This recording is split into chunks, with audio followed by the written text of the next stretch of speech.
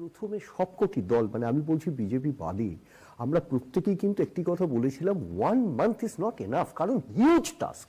এবং সেটা আমরা বিহারেও বলেছিলাম। প্রসঙ্গটা হচ্ছে যে নির্বাচন কমিশন একেবারে কর্ণপাত না করে তার মতো করে তারা করে গেছেন ওই 1 মাসটাকেই দেখে। এবং তারপরে দেখা গেল যে কি কি ভুল ভ্রান্তি হতে পারে সেটা পয়েন্ট আউট করেছিলাম। তোমাকে আমি আরেকটি কথা একটু স্মরণ করিয়ে দিই, বহুবার বলেছি।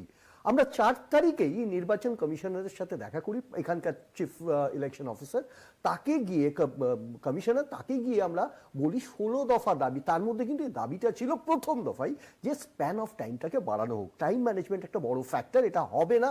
এবং এর জন্য দ্বিতীয় আমাদের ফ্যাক্টর ছিল ট্রেনিংটা দিন।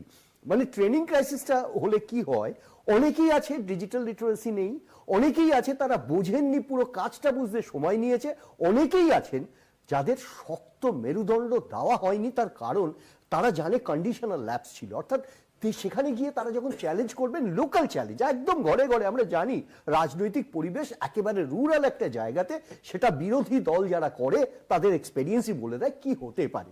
থ্রেট পয়েন্টের একটা ব্যাপার আছে। তো ওরা একটা দাবিও মানেননি। পরবর্তী সময় আমরা দেখলাম ওরা দাবিটা মানলেন যখন এই ডিসক্রিপেন্সিগুলো প্রকাশ্যে চলে এলো।